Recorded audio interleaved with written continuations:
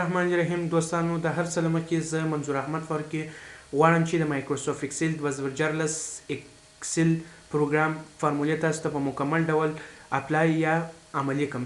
دوستانو اکسل یو ماسوي پروګرام دی چې موږ کولی شو د همدغه پروګرام په واسطه په بانکونو یا په صرافۍ یا په اصطلاح په شرکتونو کې او نور هغه علمي ځایونو چې پوهنتونونه یا په اصطلاح مکتبونه چې غواړي د خپلو شاګردانو ډاټابیسونه یا خپل د شاګردانو په اړه مهمات یا مواد کې زیرمه کې نو کولی شو چې دغه اکسل څخه استفاده وکړي یا موږ کولی شو چې په ورځني ژوند کې د یو عادي دکان لپاره یا یو سټور یا یو مغازې کې یو فورمول موږ جوړ کړو د خپل دکان لپاره او بیا موږ کولی شو د هغه فورمول له لارې کوم شیان چې موږ ته راځي یا کوم شیان چې موږ خرڅوو د هغه څخه استفاده وکړو. نور موږ ته دا ضرورت نشته چې مثلا موږ یو کارګر ودرو یا یو میرزا ودرو چې زموږ حسابونه راوکړي.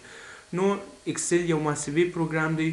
دوستانو که چیرې موږ اکسل کې فارمولې نه وي زده نو ګواکې موږ اکسل نه دی زده نو موږ باید اکسل کې اول فارمولې زده کړو بیا منیوګانو کې دومره مشکل موږ ته نه جوړېږي ځکه چې اکسل ولاړ پر فارمولو دی. نو که چیرې موږ فارمولې زده کړو نو امکان لري چې اکسل مو زده شي.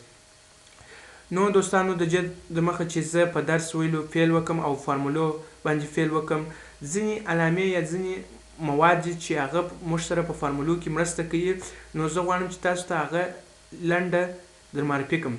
په اصطلاح فارموله کې موږ کومه علامه کاریږي په جمع علامه څه وخت راځي ضرب علامه څه وخت راځي یا په اصطلاح ځینو کسانو ته په کیبورډ کې دا علامې نه وي معلوم نو غواړم چې تاسو ته هغه یو څه تشریح کړم. اوله علامه چې ده موږ ته ایکوال یا مساوي علامه ورته وایي چې دا د فارمولې د اکسل د فارمولو شرط دی چې په هره فارموله کې به موږ مساوي علامه یا ایکوال وو چې دا په کیبورډ کې د بیک سپیس سویچ څنګ ته ده چې زه هغه اوس نسم ولی ځکه بیا فارموله اپلای کیږي. دوهم که چیرې موږ وغواړو کامه ده چې دا کامه د ام سویچ څنګ ته په کیبورډ کې موقعیت لري دا کامه موږ سره کولی شو چې په فارموله کې کومک وکړي. دوهم کوټیشن مارک علامه دا علامې دي چې دا موږ کولی شو چې په فارمولو کې اپلای کړو. دا د انټر سویچ و څنګ ته سویچ دی چې دلته موقعیت لري. بل علامه چې موږ ورته وایو دغه علامې دي یا په اصطلاح یوه خوا غټه یوه خوا کوچنۍ یعنی هره خوا ته چې خوله خلاصه وه هغه خوا به غټه وي او هره خوا ته چې خوله بنده وه هغه خوا به کوچنۍ وي. دغه علامې دي. په اصطلاح نور قوس څنګه خلاصیږي قوس د خلاصولو لپاره شفت سویچ نیسو او په کیبورډ کې نه ورسره وو دا دی قوس خلاص شو. همدارنګه قوس څنګه بیرته بندیږي شفت سویچ نیسو او قوس ورسره بندوو دا دی قوس هم بند شو. نو دا ځینې علامې دي چې موږ سره په اکسل کې په فارمولو کې کومک کوي. یا په اصطلاح مثلا د جمع علامه چې ده د جمع علامه بیا هم د مساوي علامې یا چې ایکوال ورته وایي پر همدغه سویچ ده خو شفت سویچ ورسره نیسو چې دا د جمع علامه ده. او همدارنګه منفي خپله د هغه د جمع سویچ څنګ ته ده چې مثلا دا د منفي علامه ده. او د ضرب سویچ علامه چې د دوستانو هغه په 8 سویچ کې ده چې پر 8 شمیره باندې کوم سویچ دی په هغه کې ده خو شرط دا ده چې شفت ورسره نیسو دا د ضرب علامه ده. د تقسیم علامه د شفت و څنګ ته ده چې دغه علامه ده.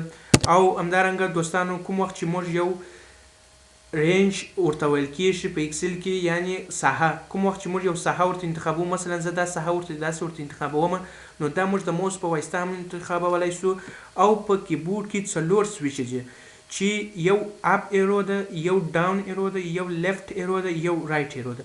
د دغه سویچانو په واسطه هم موږ کولی شو چې انتخاب وکړو. مثلا شفت سویچ به ورسره نیسو مثلا زه غواړم چې د جې خوا څخه یعنې د چپې خوا څخه دغه ساحه انتخاب کړم نو شفت سویچ نیسم او لیفت ایرو داسې ورسره انتخابوم. که غواړم چې راسته خوا ورته انتخاب کړم نو بیا شفت نیسم بیا دورې ځي. او که غواړم چې مثلا لاندې ساحه ورته انتخاب کړم شفت سویچ نیسم بیا دا ډاون ایرو کاروم. او که غواړم چې لوړ نو لوړ هم داسې همچنان اپ ایرو انتخابوم. نو دوستانو دغه ځینې علامې وې چې موږ سره په د اکسل په فارمولو کې مرسته کوي. یعنی که چیرې موږ دا علامې باید اول وپېژنو چې کومې فارمولې په کوم ځای کې راځي نو د نن لپاره هم دومره بس و د سبا څخه به موږ انشاءالله اډیشن فارمولا چې ابتدایي فارمولا د جمع فارمولا ده اپلای کړو